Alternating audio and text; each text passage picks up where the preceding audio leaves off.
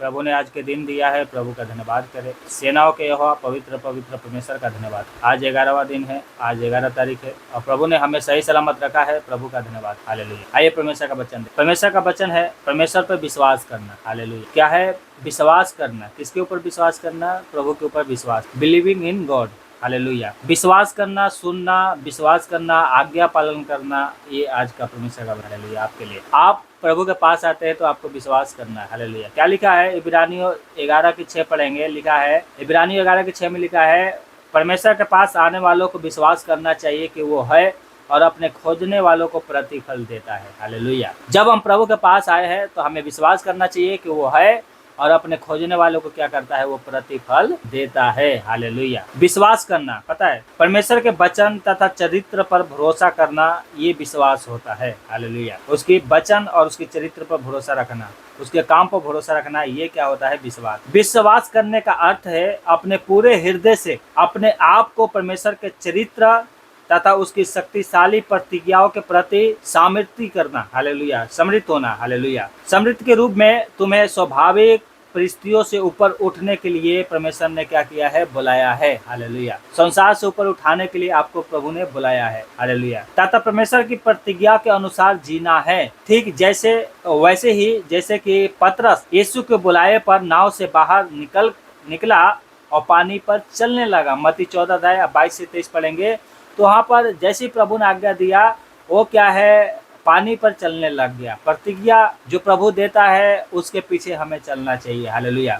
आपको भी दृष्टि के अनुसार नहीं बल्कि विश्वास के अनुसार चलना है प्रभु में। हालेलुया।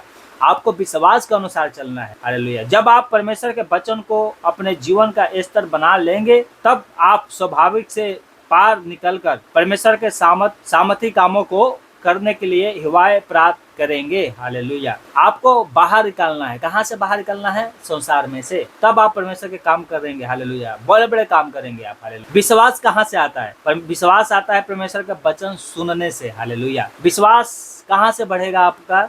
विश्वास कहाँ से आएगा? जब तक आप परमेश्वर का वचन नहीं सुनेंगे, जब तक आपका विश्वास नहीं बढ़ेगा। इसलिए क्या है? संगति में रहना है। जो आराधना के समय है वो आराधना में हमें क्या करना है? जुड़ना है। जो प्रभु का है वो प्रभु को हमें देना है। संडे का दिन पूरा दिन प्रभु का होता है तो हमें खुशी के साथ प्रभु की महिमा करने के लिए भवन में आना है। तो ये है विश्वास का आना है। क्या लिखा है? रोमियो 10:17 में लिखा है सो विश्वास सुनने से और सुनना मसीह के वचन से होता है। हालेलुया। विश्वास सुनना, विश्वास कहाँ से बढ़ेगा? वचन सुनने से। और सुनना कहाँ से होगा? मसीह के वचन से सुनना होगा, तब आपकी विश्वास बढ़ेगा। हालेलुया। परमेश्वर के चरित्र पर भरोसा करने से, अपनी परीक्षाओं तथा परिस्थितियों से परमेश्वर पर चरित्र को थामे रहने से उसके पास आपके भविष्य के लिए योजना है और वो एक आशा है और ये आपके नाश के लिए नहीं परंतु आपकी क्या है? उन्नति के लिए। हालेलुया। जैसे यिर्मयाह 29:11 में लिखा है आपके लिए क्या है? परमेश्वर ने एक योजना बना कर रखा है आपके लिए। क्या है? परमेश्वर के पास क्या है? एक योजना है, वो हानि के लिए नहीं है, आपके लाभ के लिए। हालेलुया। आगे मानने से परमेश्वर जो कुछ वो कहता है, चाहे बोलने के लिए कहता है, उसके प्रति आप क्या है? वफादार हो जाइए। जो पुत्र पर विश्वास करता है अनंत जीवन उसका है, परंतु जो पुत्र को नहीं मानता वो जीवन को नहीं देखेगा। यूहन्ना 3:36 में लिखा है। हालेलुया। तो इसलिए क्या है? उसकी आज्ञा मानने के लिए तैयार होना है आपको। हालेलुया। विश्वास कैसा दिखाई देता है? विश्वास कैसा दिखाई देता है पता है? हिम्मत, एकता, दृढ़ता। विश्वास करना आपको चुनौती के समय हिम्मत वाला बना देता है। जब जीवन की लहरें आपको दबाएगी, विश्वास आपको ऊपर रखता है। ये परेशानी के बीच में परमेश्वर का सम्मान या बड़ाई करवाता है। ये दूसरे को भी परमेश्वर के साथ चलने की प्रेरणा और हिवाए प्रदान करवाता है। हालेलुया।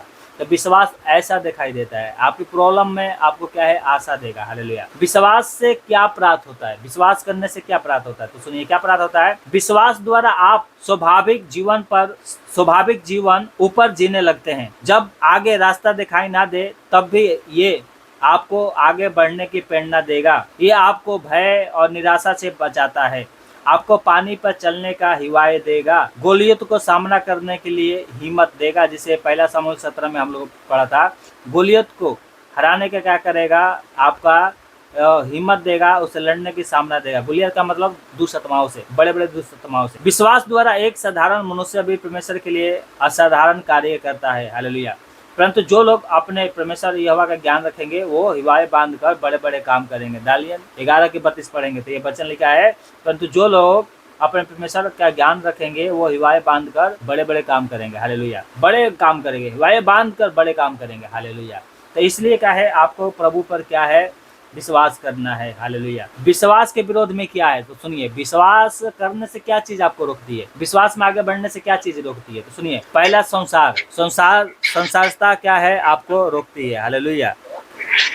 माइक सब लोग अपने म्यूट रखें। क्या है संसारिकता, क्या है आपको विश्वास में क्या है विरोधी बन जाती है। मनुष्य का एक भय होता है, जैसे घर में आज तुम प्रार्थना में जाओगे तो तुम हमारे साथ खाएंगे नहीं, पिएंगे नहीं, उठेंगे नहीं, बैठेंगे नहीं, तो लोग प्रार्थना में नहीं आते, प्रार्थना में आना बंद कर दे। मनुष्य का भय खाना, अपनी समझ का सहारा लेना है, ये 3 चीज क्या है आपको विश्वास में आगे बढ़ने से रोकेगी। तो इन 3 चीजों को क्या है अपने जीवन से आपको दूर करना है। हालेलुया। तो ये 3 चीजों क्या है, पहला संसार से परे रहो। संसार में काम धाम करते हो, परंतु काम धाम करो लेकिन संसार की तरह न मत बनो। हालेलुया। और क्या है, मनुष्य का भय मत खाओ। और तीसरा क्या है, अपनी समझ की सहारा मत लो। ठीक है। तो ये 3 चीज से क्या है आपको दूर रहना है। पहला संसार से जो आपको मसीह में विश्वास में बढ़ने से क्या है रोकती है। आपने क्या है लोगों से, जो मनुष्य हैं जो विश्वास में आने से क्या है रुकावट डालते हैं, जो मनुष्य का भय खाता है उसके लिए एक फंदा है। और तीसरा क्या था, अपनी समझ की सहारा ना लेना।